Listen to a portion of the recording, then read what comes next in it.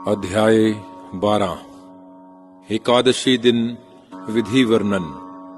गरुड़ जी ने पूछा, हे सुरेश्वर, एकादशाह की विधि और वृषोत्सर्ग का विधान कहिए। श्री भगवान जी ने उत्तर दिया, 11वें दिन प्रातः काल ही जलाशय पर जाना चाहिए और सब औधर्व देहिक क्रिया प्रयत्न पूर्वक करनी चाहिए। वेद शास्त्र में आस्था रखने वाले ब्राह्मणों को निमंत्रण देवें, हाथ जोड़कर नमस्कार करें, उनसे प्रेत की मुक्ति के लिए प्रार्थना करें। स्नान संध्या आदि करके आचार्य भी शुद्ध होकर एकादशाह का विधान विधिवत करें। 10 दिन तक बिना मंत्र के नाम गोत्र का उच्चारण करके श्राद्ध करें और 11वें दिन प्रेत को मंत्र सहित पिंडदान करें। हे गरुड़, विष्णु की स्वर्णमयी प्रतिमा बनवावें, ब्रह्मा की मूर्ति चांदी की, रुद्र की मूर्ति तांबे की और यम की मूर्ति लोहे की बनवावें। पश्चिम दिशा में गंगा जल भरकर विष्णु का कलश रखें, उसके ऊपर पीले कपड़े में लपेटकर विष्णु मूर्ति स्थापित करें। पूर्व दिशा में जल समेत ब्रह्मा का कलश रखें, उस पर श्वेत कपड़ा लपेटकर ब्रह्मा की मूर्ति स्थापित करें। उत्तर में शहद और घी से भरा हुआ रुद्र कलश रखें, उसके ऊपर लाल वस्त्र से लपेटकर श्री रुद्र को स्थापित करें। दक्षिण दिशा में इंद्र जल से भरा हुआ यम घट रखें, इसके ऊपर काले वस्त्र से लपेट यम की मूर्ति स्थापित करें। मध्य में मंडल करके कौशिक पुत्र ब्राह्मण को स्थापित करें।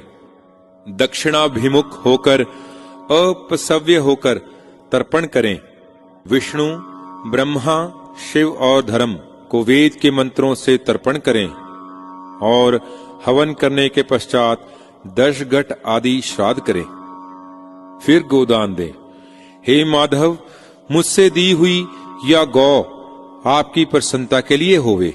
उस मृतक द्वारा उपभोग किए वस्त्र, भूषण तथा वाहन आदि, घी से भरा हुआ कांसे का पत्र, सप्त धान्य तथा उसकी प्यारी वस्तुएं और तिल आदि 8 महादान जो अंतकाल में ना किया गया हो, इन सब को शैया के समीप रखकर दान देवें। ब्राह्मण के चरण को धोकर वस्त्र आदि से पूजन करें और लड्डू, मालपुड़ा आदि सिद्ध अन्न तथा दूध उसको देना चाहिए। उस समय पुत्र शैया के ऊपर स्वर्ण के पुरुष को स्थापित कर उसका पूजन करके पूर्व कथनानुसार मृत शैया दे। हे विप्र, प्रेत की प्रतिमा युक्त और संपूर्ण सामग्री सहित यह प्रेम शैया मैंने आपको दी। इस प्रकार कहकर कुटुंबी आचार्य को शैया दे। उसके बाद प्रदक्षिणा करके नमस्कार कर विसर्जन करें। इस प्रकार शैया देने से, नवकादि श्राद्ध से और वृषोत्सर्ग के विधान से प्रेत परम गति को प्राप्त होते हैं। 11वें दिन विधि से वृषोत्सर्ग कर हीन अंग वाले, रोगी और बच्चे को छोड़ सलक्षण वृषभ का त्याग करें, जिसकी लाल आंखें, पिंगल वर्ण, सींग, गला तथा खुर लाल, पेट श्वेत, पीठ काली हो, ऐसा वृषभ ब्राह्मण को छोड़ना चाहिए। अच्छा चिकना लाल रंग का क्षत्रिय के लिए, पीले रंग का वैश्य के लिए और काले रंग का शूद्र के लिए कहा गया है, जिसके सब अंग पिंगल वर्ण के हों, पूंछ और पैर श्वेत हों, उसको पिंग वृष कहते हैं। वह पितरों की प्रीति को बढ़ाने वाला है। जिस बैल के पैर, मुख और पूंछ श्वेत हों और शेष शरीर लाही के रंग जैसा लाल हो, उसको नील वृषभ कहते हैं। जिस बैल का शरीर लाल रंग का हो, मुख तथा पूंछ पांडु वर्ण कुछ पीला हो, खुर तथा सींग पीत वर्ण का हो, उस वृषभ को रक्त नील कहते हैं। जो सब अंग में एक रंग हो, खुर और पूंछ पीत वर्ण की हो, उसको नील पिंग कहते हैं। यह पूर्वजों का उद्धार करने वाला है। जिसका कबूतर गोला के समान रंग हो और माथे पर तिलक हो, उस सर्वांग सुंदर वृषभ को वभ्रू नील कहते हैं।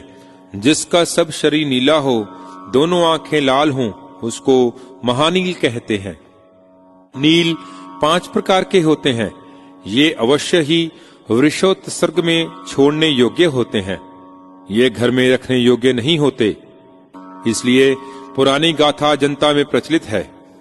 बहुत से पुत्रों की कामना करनी चाहिए, जिनमें कोई एक भी गया श्राद्ध करे, गौरी कन्या से विवाह करे अथवा नीले बैल को छोड़े। वही पुत्र योग्य है जो वृषोत्सर्ग करे और जो गया श्राद्ध करे, और अन्य पुत्र विष्ठा के समान है, जिसके पितृ रौरव आदि नरक में जाते हैं। वृषोत्सर्ग द्वारा उन सब को तथा 21 पीढ़ी तक को गति मिलती है। स्वर्ग में गए हुए पितृ भी निश्चित वृषोत्सर्ग की इच्छा करते हैं कि हमारे वंश में कोई पुत्र वृषोत्सर्ग करेगा। उसके वृषोत्सर्ग से हम सब परम गति को प्राप्त होंगे। सब यज्ञों में वृष यज्ञ हम सब के लिए निश्चित मुक्ति देने वाला है। अतः पितरों की मुक्ति के लिए वृष यज्ञ करना ही चाहिए तथा यत्न पूर्वक यथोक्त विधान करें। गृहों को स्थापित करके उनका वैदिक मंत्रों से पूजन करें। शास्त्र के अनुसार हवन करें। वृष और गाय का पूजन करें। बछड़ा और बछिया को लाकर उन दोनों को कंगन बांधें और विवाह के विधान से खंबे गाड़ें। वृष और बछिया को रुद्र कुंभ के जल से स्नान करावें। गंध और माला से पूजन करके प्रदक्षिणा करें। दाहिनी ओर त्रिशूल और बाईं ओर चक्र का चिन्ह लगावें। बैल को छोड़कर हाथ जोड़कर यह मंत्र पढ़ें। तुम धर्म हो, प्राचीन काल से ब्रह्मा द्वारा बैल के स्वरूप में बनाए गए हो। इस आपके उत्सर्ग से मेरे पितरों को भवरूपी समुद्र से तारो। इस मंत्र से नमस्कार करके बछवा और बछिया को छोड़ दे। मैं भगवान सदा उसको वर देने वाले और प्रेत को मोक्ष देने वाला होता हूं। इस कारण यह वृषोत्सर्ग अवश्य करना चाहिए कि जीवन काल में ही उसका फल प्राप्त हो। पुत्र रहित पुरुष स्वयं ही इसको विधि पूर्वक करके सुख पूर्वक परम गति को प्राप्त होता है। कार्तिक आदि शुभ महीनों में, सूर्य के उत्तरायण में, शुक्ल पक्ष अथवा कृष्ण पक्ष में तथा द्वादशी आदि तिथियों में, सूर्य चंद्र के ग्रहण में, दोनों विषुवत मेष और तुला संक्रांति में वृषोत्सर्ग करें। शुभ लगन, शुभ मुहूर्त तथा शुभ देश में सावधान होकर विधि के जानने वाले शुभ युक्त लक्षण ब्राह्मण को बुलाकर जप, होम तथा दान से देह को पवित्र करें और पहले की तरह हवन आदि सब विधियां करें। शालिग्राम को रखकर वैष्णव श्राद्ध करें। तत्पश्चात अपना श्राद्ध करें और ब्राह्मण को दान दें। हे गरुड़, पुत्रवान तथा बिना पुत्र वाला जो कोई इस प्रकार वृषोत्सर्ग करता है, उसको वृषोत्सर्ग का सब वांछित फल मिलता है। जो गति वृषोत्सर्ग से होती है, वह गति अग्निहोत्र आदि यज्ञों से और नाना प्रकार के दानों से नहीं प्राप्त होती। बालक अवस्था में, कुमार अवस्था में, किशोर अवस्था में, युवा में तथा बुढ़ापे में किए हुए सभी पाप वृषोत्सर्ग से दूर हो जाते हैं। इसमें कोई संदेह नहीं है। मित्रद्रोही, कृतघ्न, मदिरापान करने वाला, गुरु पत्नी में गमन करने वाला, ब्रह्म हत्या का पापी और स्वर्ण चुराने वाला, ये सब वृषोत्सर्ग से मुक्त हो जाते हैं। इसलिए सब प्रकार से वृषोत्सर्ग करें। हे गरुड़, तीनों लोकों में वृषोत्सर्ग के समान अन्य पुण्य नहीं है। पति पुत्र वाली स्त्री जो दोनों पति पुत्र से पहले मर जाए तो उसके लिए वृषोत्सर्ग ना करें, किंतु दूध देती हुई गौ का दान करें। जो निर्दयी घूंसों अथवा लाठियों से बैल वृषोत्सर्ग वाला को मारते हैं, वे मनुष्य यम की यातना भोगते हैं। इस प्रकार वृषोत्सर्ग करके षोडश श्राद्ध सपिंडी करने से पहले करें। उसे मैं तुमसे कहता हूं, मृतक स्थान, द्वार, आधे मार्ग, चिता मृतक के हाथ पर अस्थि के संचयन में और 10 दिन के 10 से 16 पिंड देवे। मैंने जो तुमसे यह षोडश श्राद्ध पहले कहा वह मलिन षोडशी है, और दूसरा षोडश श्राद्ध मध्य से तुमसे कहता हूं।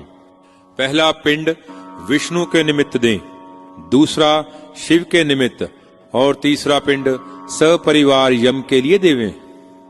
चौथा सोमराज के लिए, और पांचवां हवयवाह के लिए, छठा काव्यवाह के लिए, और सातवां काल के लिए पिंडदान करें। आठवां रुद्र के लिए पिंडदान करें, और नवां पुरुष के लिए, 10वां प्रेत के लिए, 11वां विष्णु के लिए दान करें, 12वां ब्रह्मा के लिए, 13वां विष्णु के लिए, 14वां शिव के लिए, और 15वां यम के लिए पिंडदान करें। हे गरुड़, 16वां पिंडदान तत्पुरुष के लिए दान करें। तत्व के जानने वाले पुरुष इसको मध्य षोडशी कहते हैं। 12 महीनों में 12 पिंड पाक्षिक, त्रैपाक्षिक और न्यून षाण्मासिक पिंड तथा आब्दिक पिंड का दान करें। हे गरुड़, खीर को पकाकर 11वें दिन का श्राद्ध करें। ये 40 और 8 48 प्रेतत्व के नाशक श्राद्ध जिसके लिए विधि पूर्वक होते हैं, वह पितरों की पंक्ति में गिना जाता है। पितरों की पंक्ति में प्रवेश करने के लिए उपयुक्त षोडश क्षत्रिय 48 श्राद्ध करावे। इन श्राद्धों से हीन मृतक स्थिर प्रेत होते हैं। यह 3 षोडशी जब तक नहीं दी जाती है, तब तक अपना और दूसरों का दिया हुआ भोजन आदि भी नहीं प्राप्त होता है। इसलिए पुत्र विधि पूर्वक तीनों षोडश श्राद्ध करे, और पति के लिए जो पत्नी उपयुक्त षोडश क्षत्रिय श्राद्ध करती है तो उसका अनंत कल्याण ही होता है। और जो स्त्री मरे हुए पति का औधर्वदेहिक कर्म करती है, ख्याह और पाक्षिक श्राद्ध करती है, वह मेरे द्वारा सती कही जाती है। वह पतिव्रता पति के उपकार के लिए जानी जाती है। उसका जीना सफल है। जो मरे हुए अपने स्वामी का स्मरण करती हुई जीवन बिता देती है। यदि कोई प्रमाद से आग या जल से मर जाता है, उसका औधर्वदेहिक संस्कार आदि श्राद्ध आदि सब प्रमुख कर्म विधि पूर्वक करें। प्रमाद से या इच्छा से अथवा सांप से जो मनुष्य मरता है, उसके लिए दोनों पक्षों की पंचमी तिथि में नाग का पूजन करें। पृथ्वी पर सर्प के शरीर की आकृति आटा की बनावें। सफेद और सुगंधित फूलों से तथा चंदन से पूजन करें। धूप दीप देकर तंडुल से तथा चंदन से पूजन करें। धूप दीप देकर तंडुल और तिलों को छोड़ें। कच्चा पिसा हुआ नैवेद्य और दूध निवेदन करें। शक्ति के अनुसार गौ और स्वर्ण का नाग ब्राह्मण को दान करें। तत्पश्चात हाथ जोड़कर नागराज प्रसन्न होवें, ऐसा कहें। इस प्रकार वे